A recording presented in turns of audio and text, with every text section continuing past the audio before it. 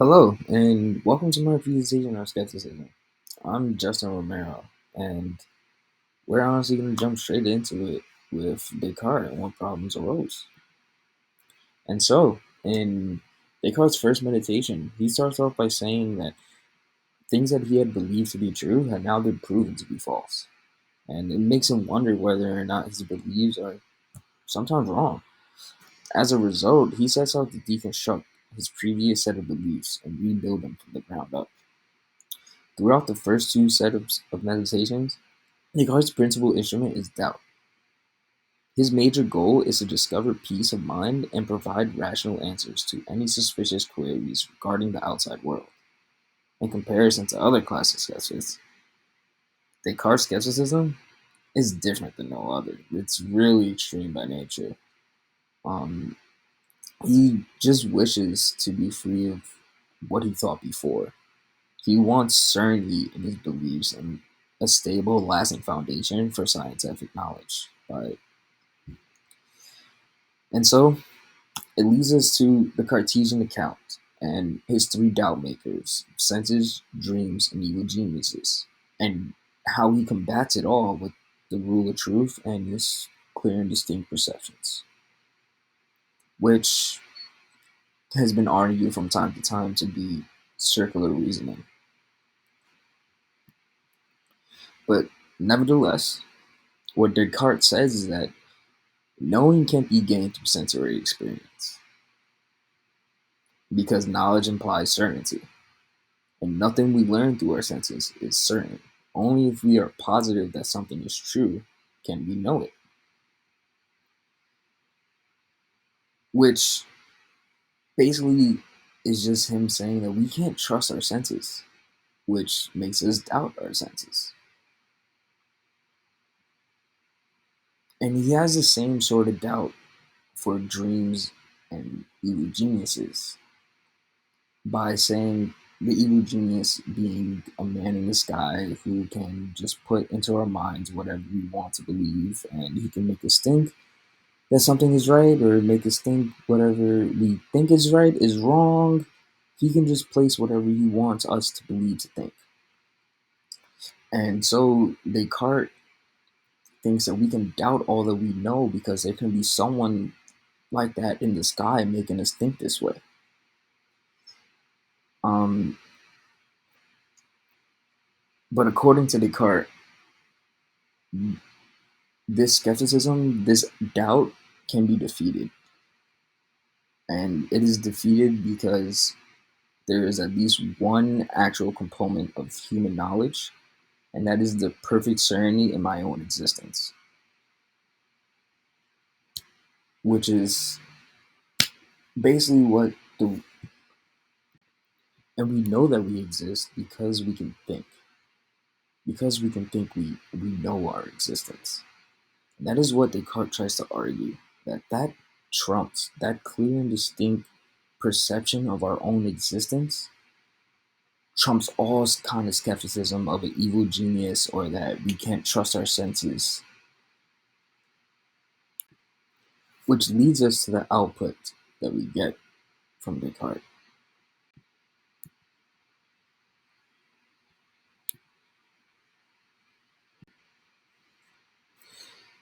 which is that senses can deceive us, secondary qualities do not exist, such as color, taste, smell, sound. If we look over to the left of us, this picture, this image of a Knicks hat, Descartes would say the color blue does not exist. Um, he says that we can't clearly and distinctly perceive a secondary quality as we can a primary quality. Um, and so the output of the Cartesian view is something that is skeptical. At least we can try to make that inference as Descartes tries to infer that he has defeated skepticism. And we can see this through George Berkeley's account and what he has found through his research.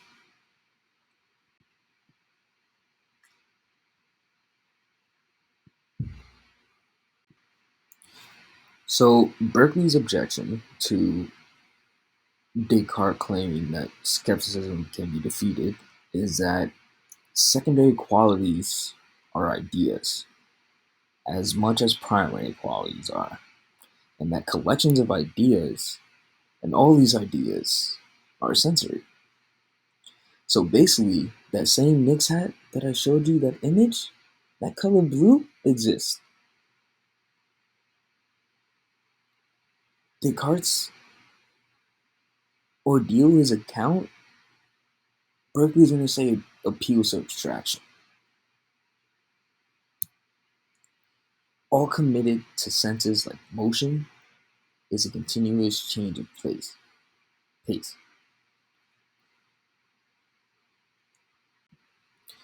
And the conclusion that George Berkeley makes is that nothing exists apart from being deceived.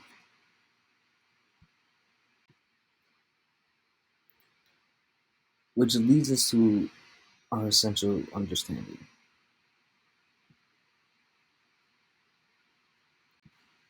Now, the difference in these philosophy views, to put it simple, is that Berkeley has to give us when we receive ideas. And Descartes has a weird idea that ideas are innate, whereas Hobbes and Locke, well, Hobbes tells us that it's everything is all pressure, and Locke, well, he thought ideas are acquired by science, which isn't too far off from where Berkeley is leading to. Um,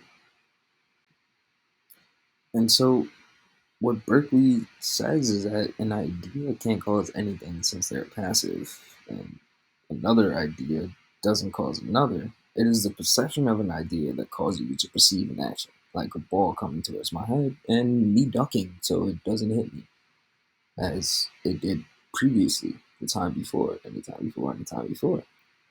But I couldn't cause all my ideas since I have many sensory ideas involuntarily.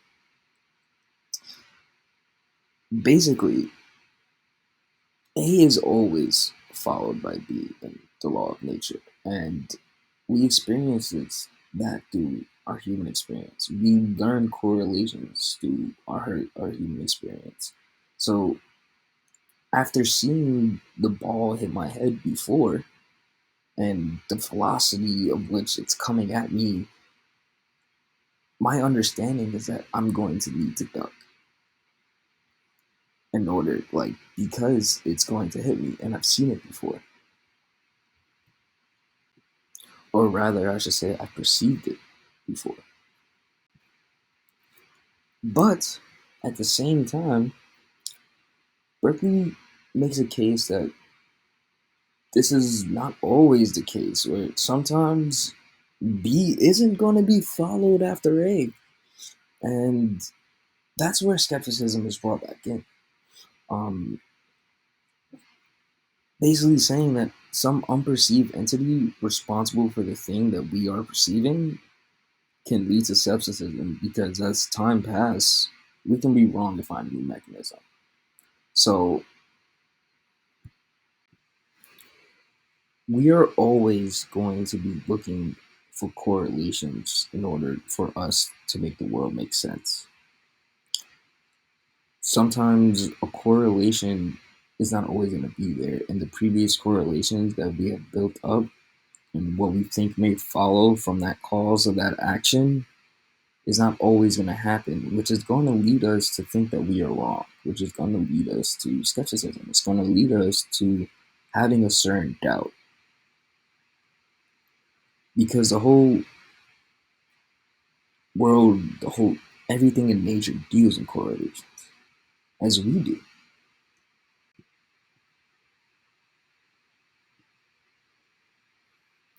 And so let's briefly touch upon what Locke and Hobbes have said about skepticism. Well, Locke denies that secondary qualities exist and says that we can say nothing about its substance. So he would say that blue doesn't exist. But Hobbes, on the other hand, still denies secondary qualities, but budges in the sense that all ideas are from sense.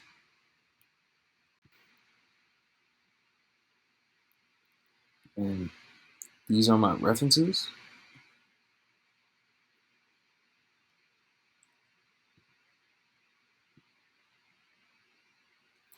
And for the final part of my presentation, my own assessment of whether or not I feel Berkeley has properly engaged Descartes in this conversation of skepticism. And I do. I feel as Berkeley's objection to Descartes is definitely bringing skepticism back into the picture. It definitely shows us that there are doubts, and we are allowed to have our doubts. He brings back the original problem that Descartes runs into by saying that there are things that he once believed to be true, and later he learned that they were not.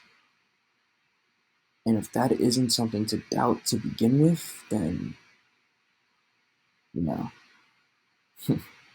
Anyway, this leads him to worry of which of his other beliefs might also be false. And like I said, this works. It casts enough doubt for there to be some skepticism. As time passes, what we thought we knew to be correct, or the correlation we made with that, with what comes after something else, we can possibly find the answer in something else, causing doubt in what we believed before. It seems as if we can only find this out through experiences as we look for correlations in this world.